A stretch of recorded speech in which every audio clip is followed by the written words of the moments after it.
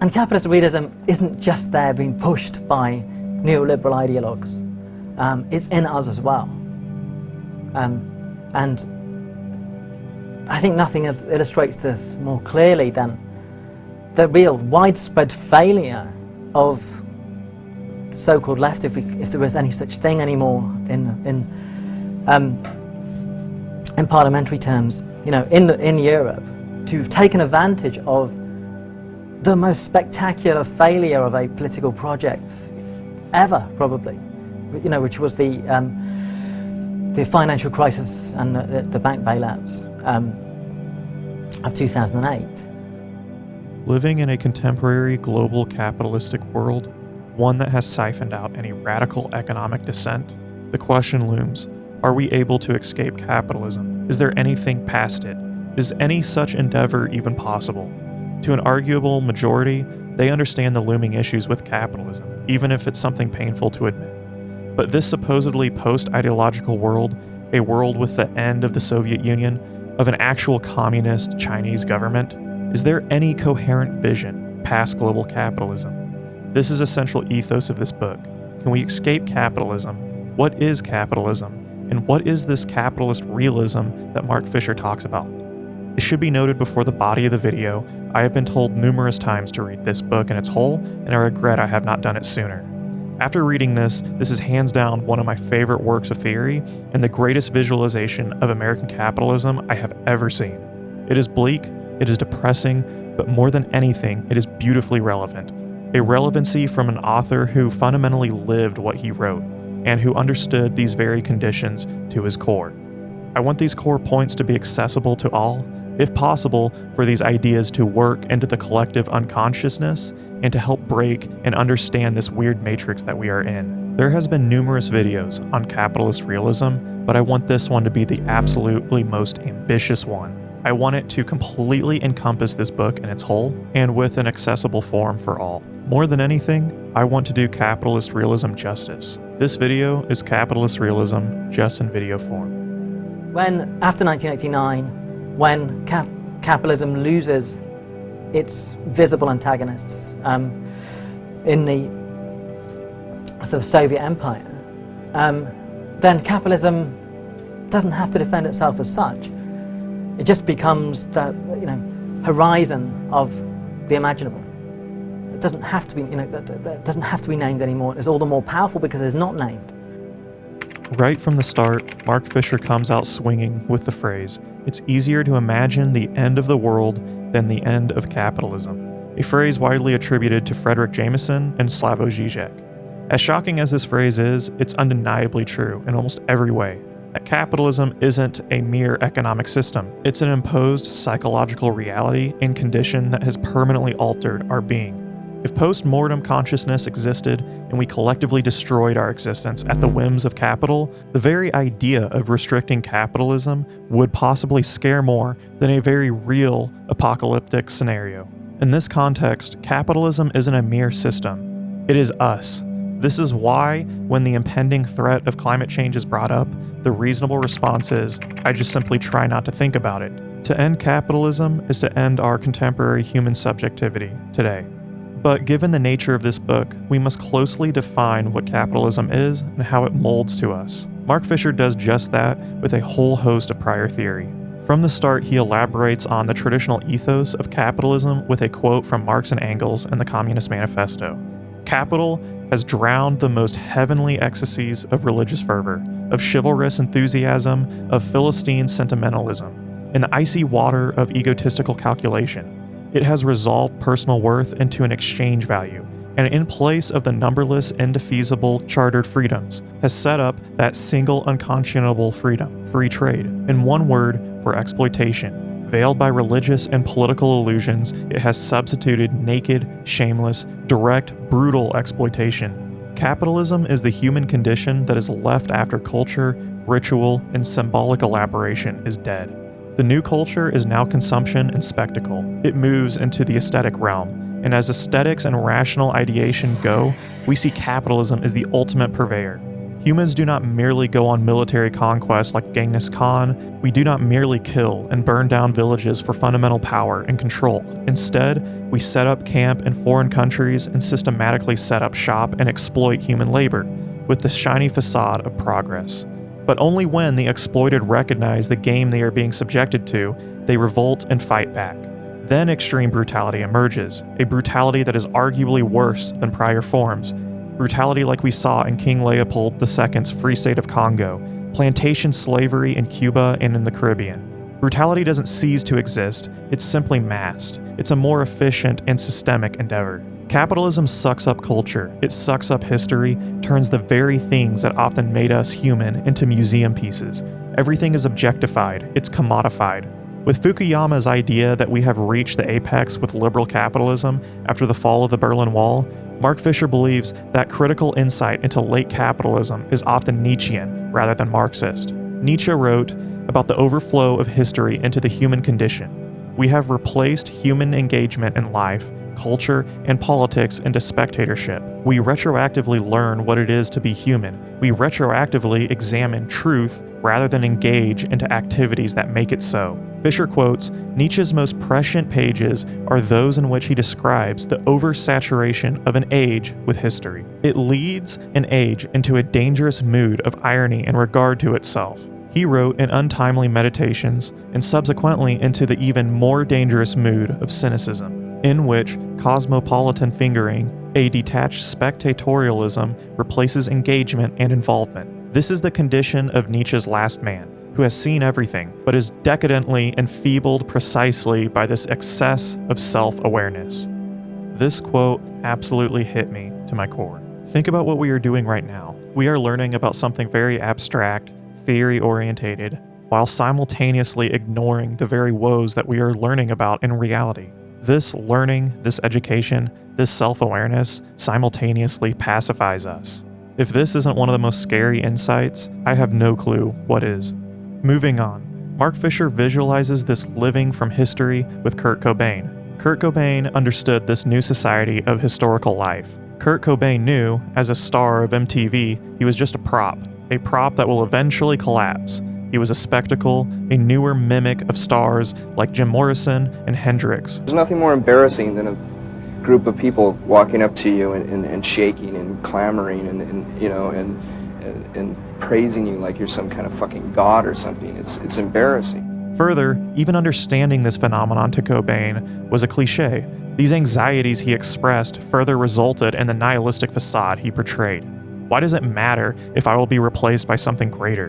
Why does it matter if I am just another spectacle, another object of desire? It's not fundamentally me anyway.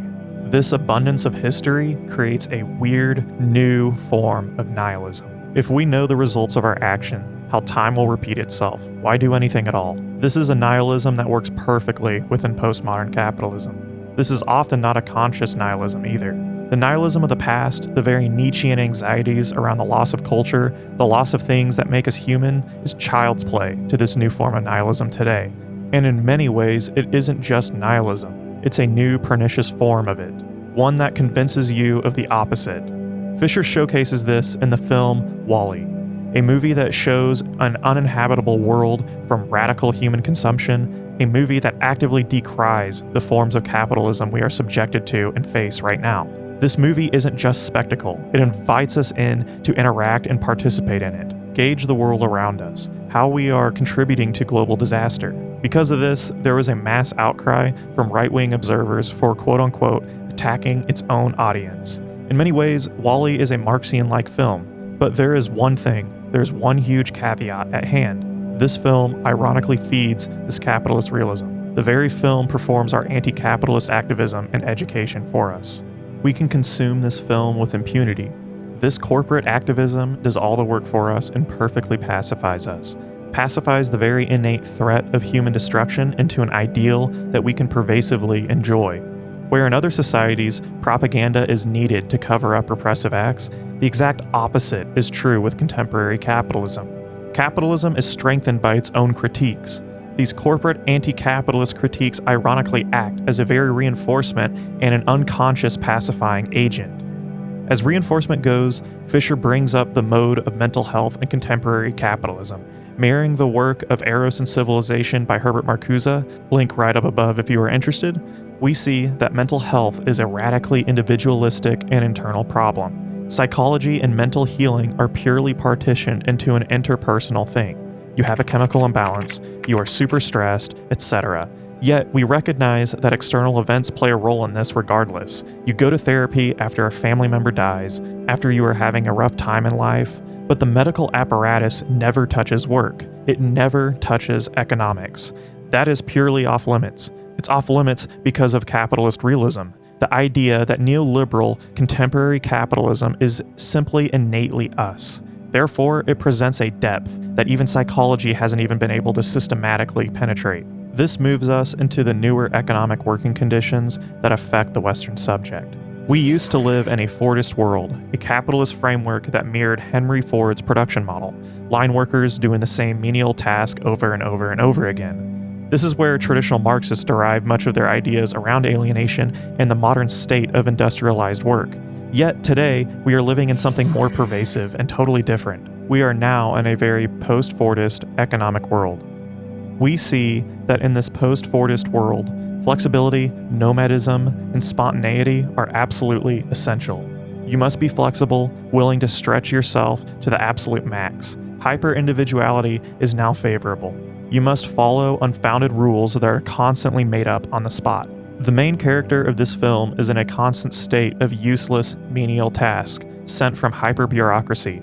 Yet the Reagan and Thatcher promises that neoliberalism, market capitalism, would eliminate the very bureaucracy and false appearance of progress found in Stalin's Soviet Union, a bureaucracy that was supposedly only found in the public sector, is ironically worse in today's postmodern capitalism. Today's capitalism has found itself in the same dilemma of ex-Soviet states, the pursuit of symbols and the appearance of productivity and progress, more than the actual progress itself. Teachers and professors are now tasked to adhering to strict curriculum where administrators will watch their lectures. These educators are now more concerned with fulfilling the appearance of education rather than the education itself.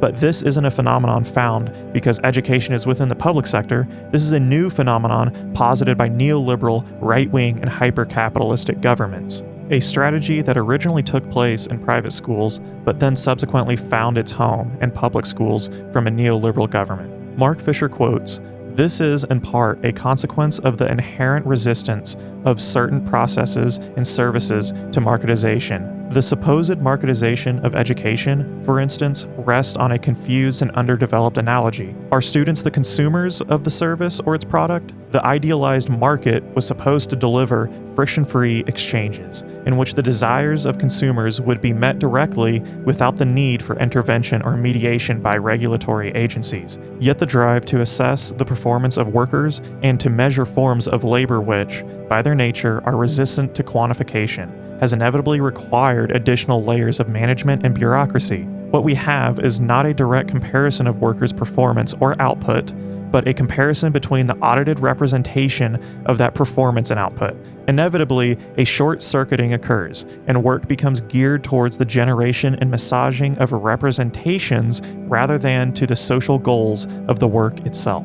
This is what capitalism is. It's an elastic system that adapts, that consumes our former subjectivity, that pacifies us into forms of entertainment and material idealism, evaporating the very prior subjectivity that made us human, for better or worse.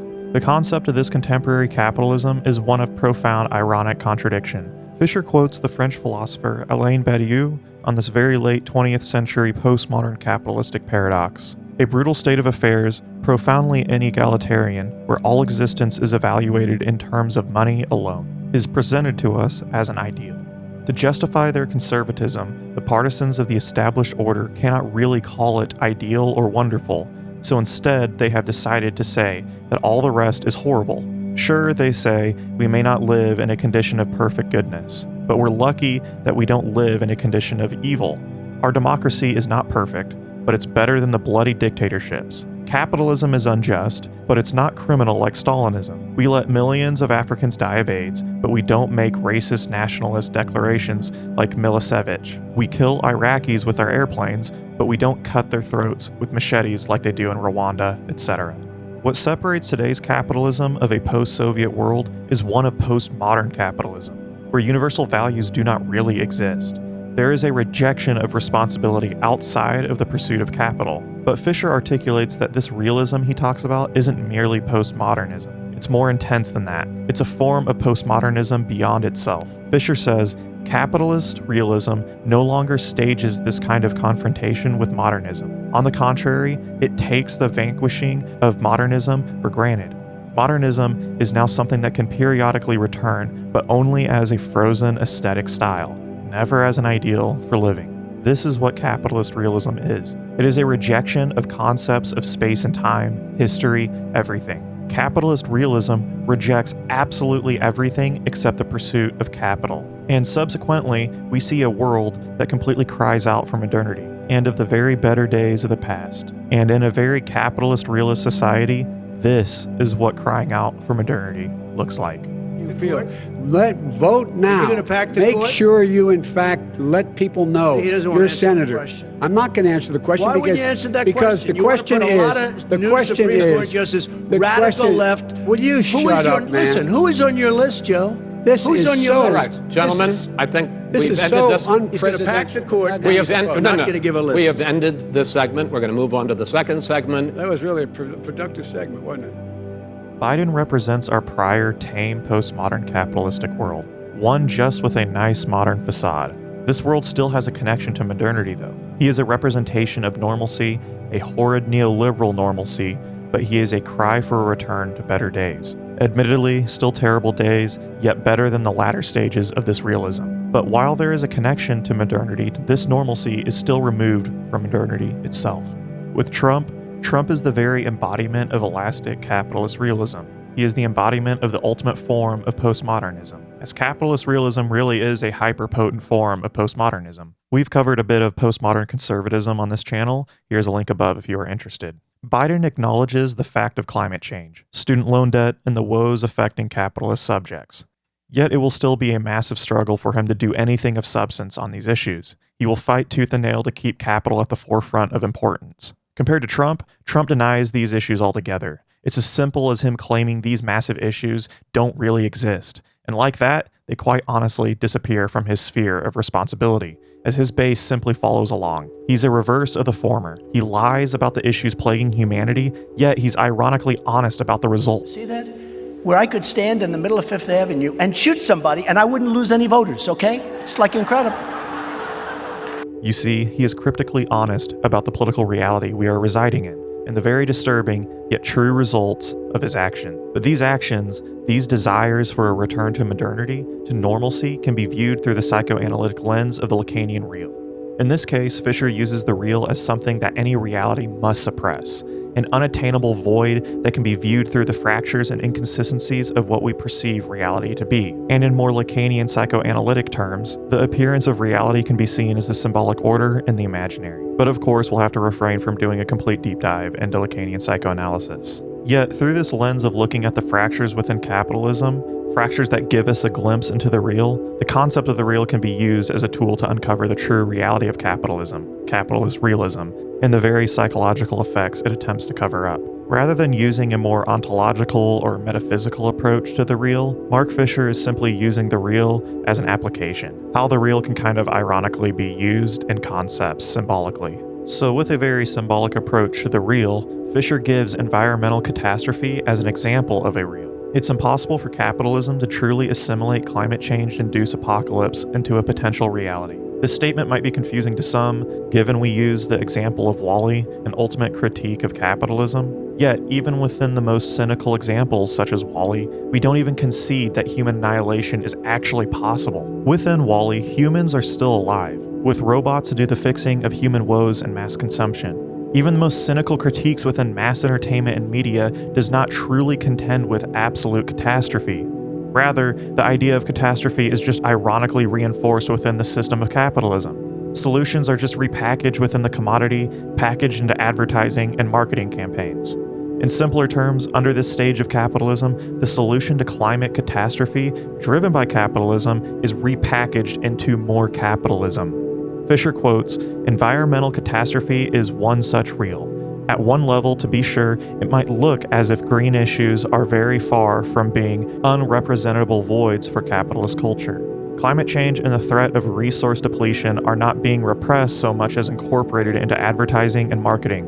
What this treatment of environmental catastrophe illustrates is the fantasy structure on which capitalist realism depends, a presupposition that resources are infinite, that the earth itself is merely a husk which capital can at certain point slow like a used skin, and that any problem can be solved by the market.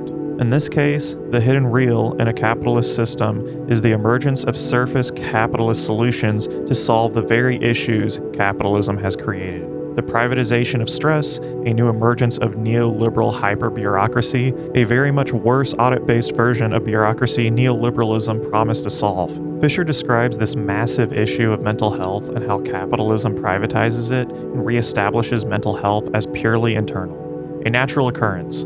This mirrors the naturalism that neoliberalism espouses. When you ask the majority of Americans if they want socialized medicine, government-funded healthcare, universal healthcare, and the like, a likely majority show fear or shudder in confusion. That's because private healthcare is as natural as the trees around us. Not only this, but the private entity of any tangible service or product. Mark Fisher calls this existence people in the US are thrusted into as a business ontology. Mark Fisher talks about how theorists like Foucault and Badiou have described potent and successful politics as something that explodes the very appearance of the natural order. To make their ideology, core beliefs, policies appear as something innate as nature. Fisher points out that the sheer amount of privatizations that took place in the 80s were unimaginable in 1975. Denationalization of utilities, railways, the existence of prisons as a profitable enterprise, these used to be things that were unimaginable. This changed because of the emergence of neoliberalism as something natural, and with our new existence being centered around profit and finance, a complete business ontology as we see. This is why 21st century Americans still seem shocked at the idea that something isn't for sale, that something's existence isn't centered around profit, that being business and even people. Thus a world where our existence and ontology is centered around business. Despite a universal, a single-payer, not-for-profit healthcare system being statistically cheaper, more efficient, and an ultimate benefit to nearly everyone, many in the United States still shudder in fear or complete confusion at the prospect of it, despite these findings. But this business ontology goes further than this. It's the prospect or hope that monetization can reach absolutely everything. It's a world and existence where commodity fetishism is at its highest point. Chapter 6 of the book brings us back into the new hyper-bureaucracy that's present in 21st century capitalism. Fisher argues that the consequences of this new economic world is a world that melts into pure PR. Substance and progress is gone. Work now exists for the illusion of work. It's an ultimate anti-production work strategy. He sees this new phenomenon that marketizes Stalin's aesthetic approach to production. The irony in this is beyond comprehension. Neoliberalism has sought to become the most efficient system that would fight the Stalinist approach to the appearance of work. Fisher uses the example of Stalin's White Sea Canal. In the 1930s, this canal was one of the most impressive feats in engineering, but only on the surface. The canal was too shallow to use for most 20th century cargo. Thus, it was a symbol of production, and more importantly, anti-production at that. Stalin's USSR would turn this canal into PR. People would photograph it. Whole Soviet public relation teams would be tasked with showcasing this canal. An empty canal that was really only pretty and useful on the outside. This is the very symbolic anti-production neoliberal capitalism sought to destroy. Yet neoliberal capitalism has made this PR business meta a more efficient endeavor under the use of constant auditing. Because of managers, bosses constantly breathing down your neck, workers are more concerned with the image of production. Teachers are more concerned with adhering to complete guidelines and the very appearance of education rather than education itself. This is what capitalist realism is. It's a post-Fordist system where we cannot get too attached. We must move all the time. Sentimentalism is turned into pure profit motive. We are sucked into the end of history, an end of history that turns to new nihilism. a new nihilism that makes the old look like child's play. So can we get past this capitalist realism? Can we break through capitalism? To Fisher, there isn't a huge, tangible, prescriptive answer. 7/8 of the whole book is descriptive of our current capitalism. But there are prescriptive bits and pieces he gives us. The first is not to underestimate the system we are living in. It's arguable the traditional Marxist approach that capitalism will kill itself is far too optimistic. Marxist critiques of the past cannot hold a candle to the situation we are currently in. The reality is way more grim. Capitalism will kill itself by killing virtually all life via ecological disaster. The second is we must constructively approach neoliberalism, postmodern capitalism, as a framework that is hyper-artificial, because it ultimately is. It's a massive ideological construct that isn't natural whatsoever. It's constructed for the benefit of a few oligarchs with the expense of the many. We need to point out that our capitalist realism relies on public fundings. It relies on bailouts when it will ultimately fail every decade or so. Capitalist realism hides that collective intervention is necessary. We need to make this public. The existence of purely private enterprise is the artificial reality that has been implanted onto our being. Our approach should be new. It should be organic. It shouldn't be hyper-fixated on ideology. It should be humane with the approach to mental health, the material conditions people face, and most of all, we must create new politics that exposes the prior reality as something purely artificial, as a world past capitalist realism is the natural order of things. Fisher ends the book with this: in any case, rationing of some sort is inevitable. The issue is whether it will be collectively managed or whether it will be imposed by authoritarian means when it is already too late. Quite what forms this collective management should take is, again, an open question, one that can only be resolved practically and experimentally. The long, dark night of the end of history has to be grasped as an enormous opportunity.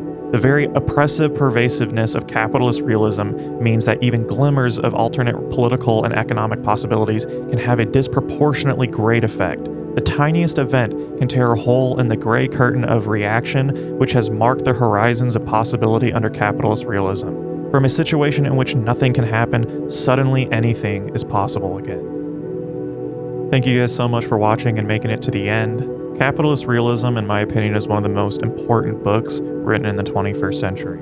And hopefully, I was able to do it justice. As always, guys, I have a huge request to make. These videos are only possible at Patreon, and without it, this channel could not survive. So if possible, if you could pledge a couple dollars a month, this would absolutely ensure our survival and would help me out immensely. And of course, using our Amazon link for any purchases you make helps us immensely as well. Aside from that, feel free to follow me on Twitter, Instagram, and come join the Discord and come hang out. Thank you guys so much. I thoroughly hope you enjoyed, and hopefully I can see you in the next.